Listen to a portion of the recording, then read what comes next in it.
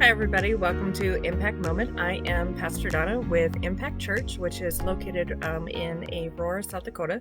And if you know where Brookings is, it's just a hop, skip, and a jump right next door to, or a little bit south, really, of Brookings. But so, just trying to get my camera all situated here. I have this bright light right above me, and it looks like it's shining down from heaven. It is hilarious, but it is washing me out. So, but I am not as pale in real life as what it looks on screen, so I am okay.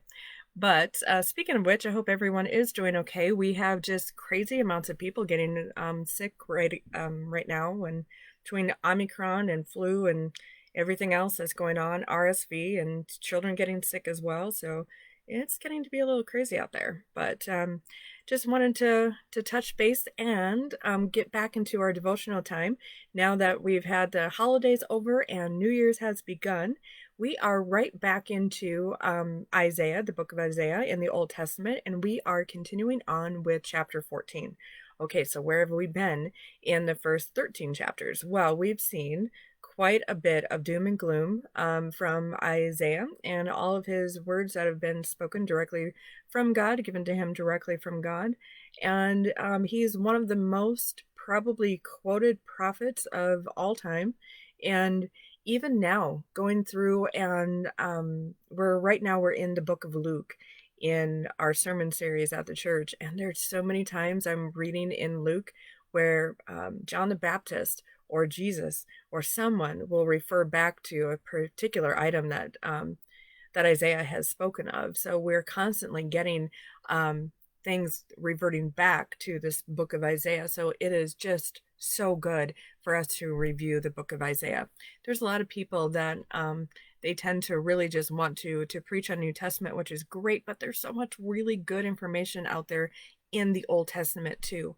And so much of what we read and we learn about in the New Testament is really built upon the teachings that came from the Old Testament. So I feel that's a really good spot for us to continue with our impact moments. So I'm using the Good News translation, and we're talking about the return from exile here. And we are in the land of Babylon. So it begins like this. The Lord will once again be merciful to his people Israel and choose them as his own. He will let them live in their own land again, and foreigners will come and live there with them.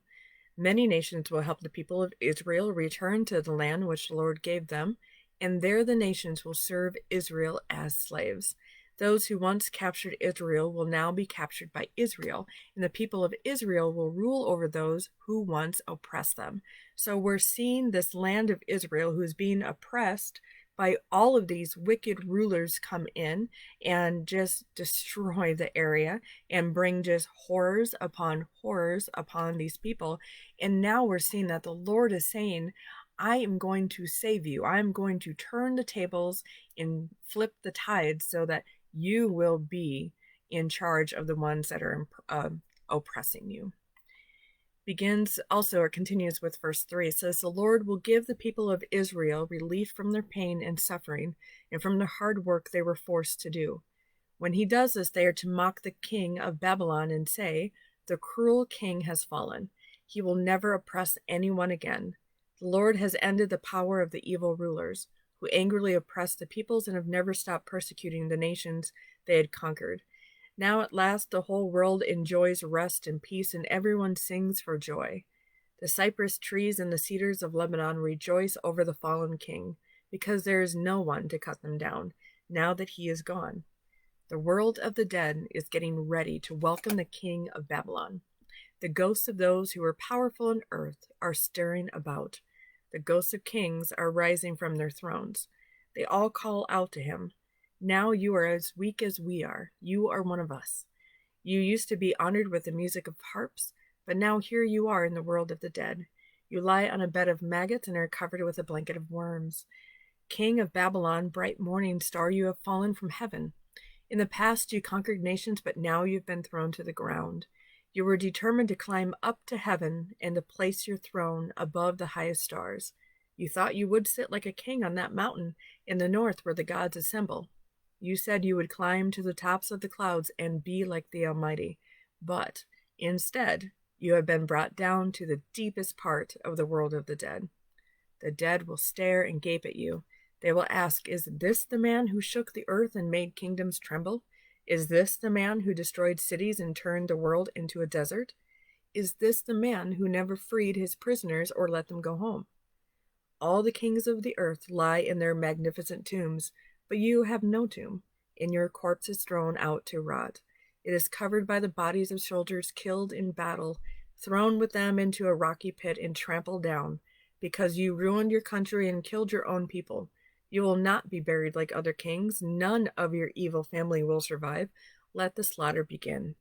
The sons of this king will die because of their ancestors' sins, and none of them will ever rule the earth or cover it with cities. So that is such a crushing blow that is going to be brought to this king of Babylon that is bringing terror to the people. And one thing with all of these rulers, even if they're good and even if they are bad, the one thing that they want most is a lasting legacy. They don't want to be forgotten. They want the record books to always have their name. And it doesn't really matter if it's for an bad reasons that they're being remembered. So infamy is still being famous, right? That kind of concept. And so really, if there's no magnificent tomb for this king to be buried in, that doesn't allow anyone to come to revere him and remember him and pay respects to him that he is so thoroughly looking forward to in the afterlife. He wants people to really come to think of him as like a godlike figure, even though he's terrible. And so this really takes his number one goal of always being remembered and tosses it out, just like his body is going to be tossed out. So the next section is called God Will Destroy Babylon. And in verse 22, it says, the Lord Almighty says, I will attack Babylon and bring it to ruin. I will leave nothing, no children, no survivors at all. I, the Lord, have spoken. I will turn Babylon into a marsh, and owls will live there. I will sweep Babylon with a broom that will sweep everything away. I, the Lord Almighty, have spoken. So again, we're seeing this clear pent-up anger that God has for Babylon. And Babylon was one of the most beautiful cities on the earth at that time. There was riches of all different kinds there. And he's saying, I will bring it to nothing. Absolutely nothing. Because they had forgotten him and they started worshiping other gods. So then we have the next section, which is how God will destroy then the Assyrians. So then we have the next few sections of where he's really focusing in on defined areas. So it says in verse 24, the Lord Almighty has sworn an oath. What I have planned will happen. What I have determined to do will be done. I will destroy the Assyrians in my land of Israel and trample them on my mountains. I will free my people from the Assyrian yoke and from the burdens they have had to bear.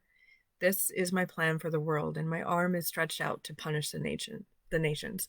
The Lord Almighty is determined to do this. He has stretched out his arm to punish, and no one can stop him. Then we have the next section. With verse 28, it says, this is the message that was proclaimed in the year that King Ahaz died. People of Philistia, the rod that beat you is broken, but you have no reason to be glad.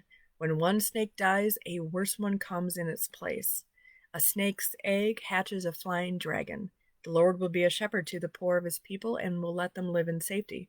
But he will send a terrible famine on you Philistines, and it will not leave any of you alive.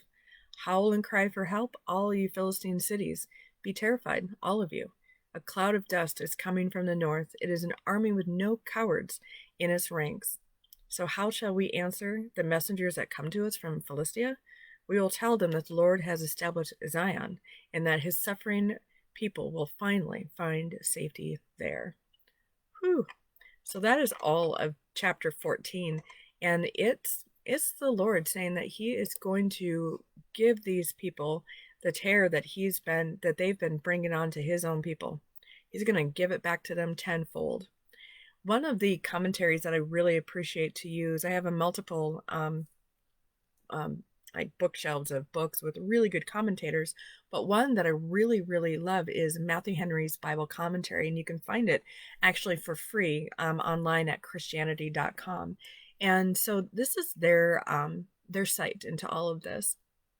So they say that the whole plan of divine providence, it's arranged with a view to the good of the people of God.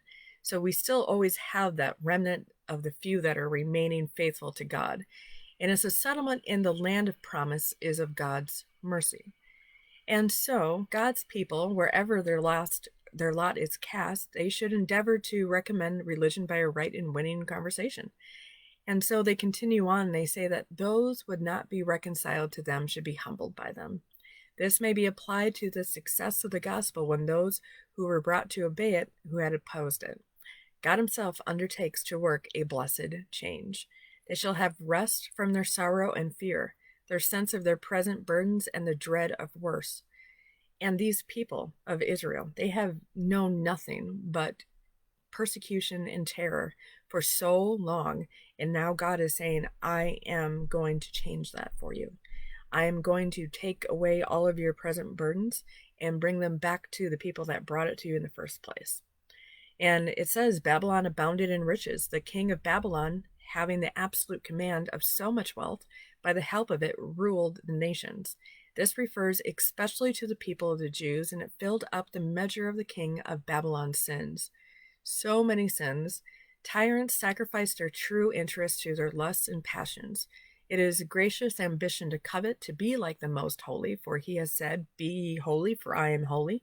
But it is sinful ambition to aim to be like the Most High, for he has said, He who exalts himself shall be abased. The devil thus drew our first parents to sin, and utter ruin should be brought upon him. Those that will not cease to sin, God will make to cease. Oh, what an excellent sentence right there. Those that will not cease to sin, God will make to cease. Ooh. He should be slain and go down to the grave. This is a common fate of tyrants. True glory, that is true grace, will go up with the soul of heaven. But vain pomp will go down with the body to the grave. There is an end to it. To be denied burial, if for righteousness' sake, may be rejoiced in Revelation in chapter 18, when a people will not be made clean with the besom of reformation, but what can they expect but to be swept off the face of the earth with the destruction? So when we are reading about God's going in and taking out these areas of Assyria and Philistine, this Matthew Henry's commentary, it says, let those that make themselves a yoke and a burden to God's people see what they are to expect. Let those that are called according to God's purpose comfort themselves that whatever God has proposed, it shall stand. The Lord of hosts has purposed to break the Assyrians' yoke. Its hand is stretched out to execute this purpose. Who has power to turn it back? You can't turn back God's intent, right? And by such dispensation of providence, the Almighty shows in the most convincing manner that sin is hateful in his sight. And no matter what type of sin, it is all hateful in God's sight. And that's what we are clearly getting here. It's another teachable moment for these people that, it's still not too late for them to turn back to God. But the ruin is going to be brought upon those that still have not turned back to God. And then in that next section, when he's talking about the Philistines, they write assurance is given of the destruction of the Philistines and their power by famine and war. So Hezekiah would be more terrible to them than Uzziah had been. Remember, King Hezekiah had passed away. Uzziah had passed away and Hezekiah was taking over, and they were hoping that that was going to be for a better result, but ultimately it would be more terrible. And instead of rejoicing, there would be lamentation, for the whole land would be ultimately ruined. And such destruction will come upon the proud and rebellious, but the Lord founded Zion for a refuge to poor sinners, who flee from the wrath to come and trust in his mercy through Christ Jesus. Let us all tell around of our comforts and security and exhort them to seek the same refuge and salvation. So again, we're seeing that the Lord is creating a very special place for his people to go to escape the wrath that he is about to unleash in the areas of Babylon, Assyria, and Philistine areas. And so he's founding this area, naming it Zion, and it is to be a place of absolute refuge, sanctuary, and safety for these people. It reminds me a lot of what he has created for us in heaven. So it's a place for his people to also go and to experience nothing but refuge, salvation, and safety, and sanctuary, and joy, all of these things that the earth just sometimes can't provide. So it's very, very interesting, and I'm glad that we're digging into the book of Isaiah. It's quite illuminating. You have to look through a lot of this doom and gloom because there's glimpses of quick sentences where you'll see the hope is restored, and you have this long chapter of chapter 14 in Isaiah where it sounds like, oh my goodness, God seems so upset. Is there any good that can come from this? And yes, he's saying, I've made a special place for you. And that's those moments that we have to look for and cling to, because that's amazing. And it's kind of a bummer that we don't get more of that in some of these chapters where it seems it's very heavy in the doom area, but really light on the hope area, because really that's not what Isaiah was trying to see here, or to try to say here. He was telling us, yes, all this craziness is going on and it is horrendous. And I think that's why he's giving so much emphasis into the doom and gloom, so that we know and that we are careful to watch out for those little glimpses of hope that sometimes only come at the very end of the chapter, especially when we are reading, I have made a place for my people. And we too are reminded that he's made a similar place that's 10 times better for his people today. And we are his people. And we are guaranteed a salvation, and we are saved through the life and death and resurrection of Jesus Christ. And it's always a reminder of what we have waiting for us. It's a specially prepared place that God has made for his people. And by the way, that's us. So I will leave that with you this week.